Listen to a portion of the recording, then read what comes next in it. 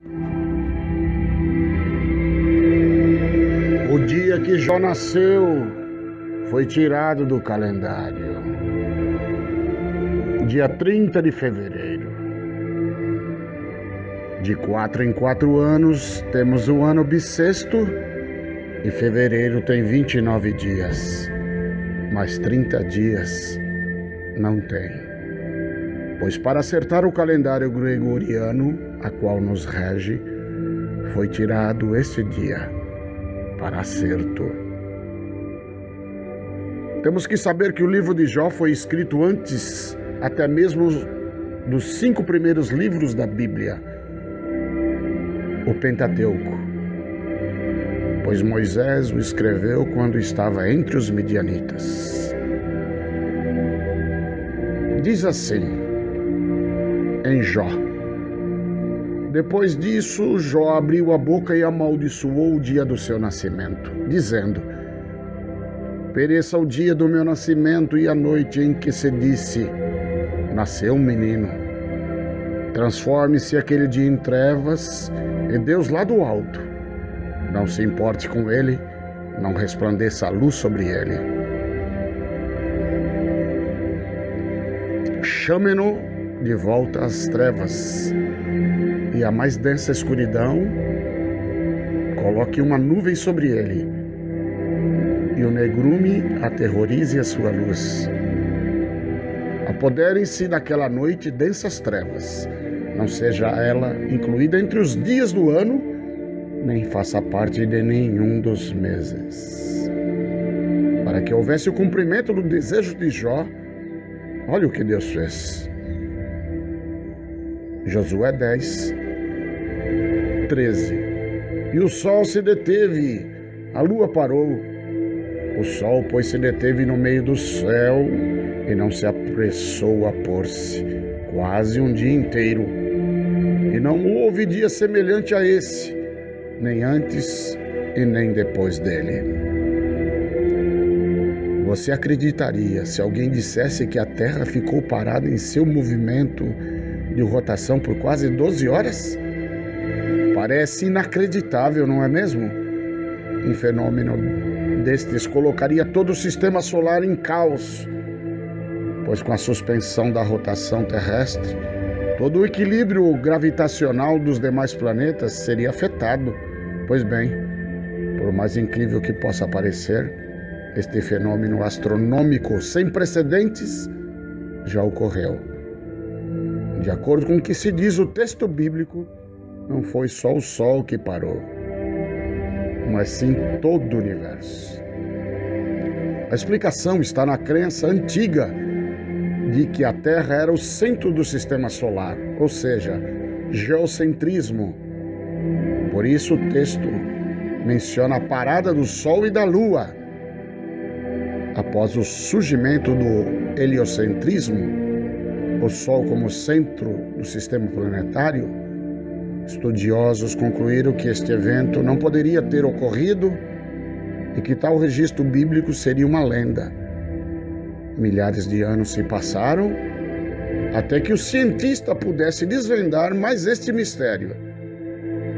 Na década de 60, quando os Estados Unidos pretendiam colocar um homem em órbita terrestre, o assunto veio novamente à tona. Céticos como sempre, os cientistas já haviam esquecido o relato de Josué e essa história absurda de um Deus que faz a Terra parar. Mas a fim de que nada pudesse falhar na corrida espacial, astrônomos precisavam calcular todo o movimento planetário, órbitas da Terra, Lua e assim por diante. Um erro nestes cálculos e os astronautas ficariam perdidos no espaço por toda a eternidade. E foi justamente durante a realização destas pesquisas que o assunto voltou a ser discutido. Os mais avançados computadores de então, baseado lá no centro da NASA, iniciaram o trabalho árduo de recalcular as órbitas planetárias.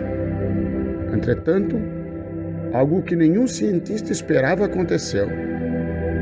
Em todos os cálculos realizados, havia um erro de aproximadamente 12 horas e 20 minutos. Ou seja, este tempo estava faltando no cronograma universal. Analistas de sistemas foram consultados, programas de informática revisados, cálculos revistos, porém o problema persistia. Uma equipe da IBM foi chamada para descobrir possíveis defeitos no computador, mas nada foi detectado. A preocupação com a ida de Yuri Gagarin ao espaço aumentou ainda mais a pressão do governo norte-americano sobre os cientistas espaciais, custasse o que custasse, mas a falha precisava ser descoberta. Para piorar a situação, Kennedy não queria mais um homem simplesmente no espaço, mas sim na Lua. Um dos astrônomos da equipe, Harold Hill, ele relata o fato em seu livro How to Live Like a King's Kid.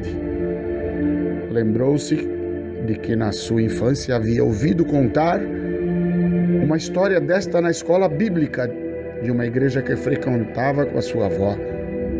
O fato foi levado aos demais cientistas, que a princípio acharam um absurdo. Porém, qual melhor explicação sobre o assunto do que o relato do Velho Testamento? O problema estava quase solucionado, mas ainda faltava 40 minutos. Um segundo problema surgia, relatado. Cientistas da Universidade de Estocolmo descobriram que a inclinação da Terra sofreu uma mudança brusca no dia 3 de maio de 1371 a.C.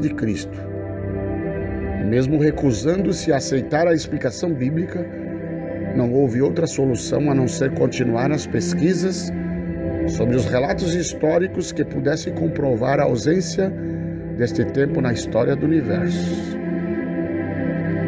Em Isaías 38, versículo 8, encontram-se escrito: Eis que farei voltar atrás 10 graus a sombra do relógio de Acás. Nos tempos antigos eram usados relógios solares, que depois mostravam as horas pela projeção da sombra sobre uma haste. Esses relógios possuíam um semicírculo de 180 graus, destinado às 12 horas de exposição ao sol. Cada hora era equivalente a 15 graus. Assim, 10 graus seriam o mesmo que 40 minutos. Justamente o tempo que faltava ao fenômeno assistido por Josué.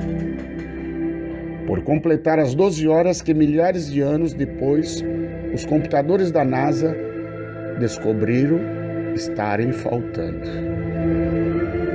Havia vários relatos sobre este fenômeno.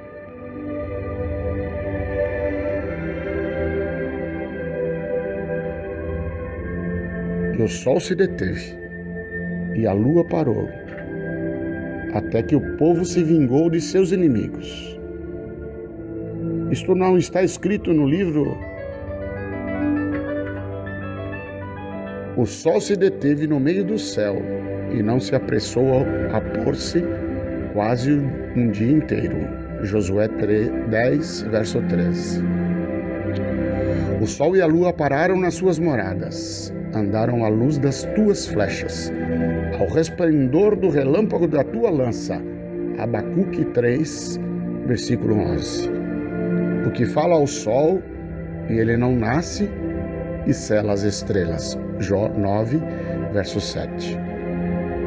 Profecia e reconhecimento do poder de Deus, pois a época de Jó é anterior à de Josué. O grande problema é que o dia de Josué derruba a teoria do heliocentrismo e reforça o geocentrismo. Biblicamente, toda a escritura é inspirada, toda a escritura é divinamente inspirada e proveitosa para ensinar, para redarguir, para corrigir, para instruir em justiça, para que o homem de Deus seja perfeito e perfeitamente instruído para toda boa obra. 2 Timóteo 3, 16 e 17. Um longo dia. Para Josué significou que em outras partes do mundo existiram longas tardes, longas noites, longos crepúsculos. Os hieroglifos do Egito registram um dia de confusão no movimento dos astros. Os registros chineses dão conta que no tempo do sétimo imperador, o sol parou no horizonte ao entardecer e não quis permitir a chegada da noite. Na América do Norte, tribos possuem relatos que confirmam tanto o dia de Josué como o milagre de Ezequias. Os anais dos índios mexicanos registram uma longa noite. No Peru, Montesinos acusaram de ser o culpado pela grande noite em virtude dos seus pecados. Deus Criador, pelo seu poder, em uma única e exclusiva oportunidade, fez com que todo o universo parasse por 11 horas e 40 minutos e depois, para um reequilíbrio, girasse em sentido oposto durante 40 pequenos minutos. Tudo isto para mostrar que acima das leis físicas que regem o universo, existe um ser que criou e coordena estas leis. Milagres como estes são difíceis de ser aceitos, mas até o mais cético do cientista teve que acatar a veracidade dos fatos. Segundo o que nos diz o texto bíblico, outro dia como este nunca existiu antes e nem haverá depois. Foi um fenômeno único. Entretanto, Deus continua o mesmo, não mudou. Continua fazendo com que coisas impossíveis aos homens continuem acontecendo.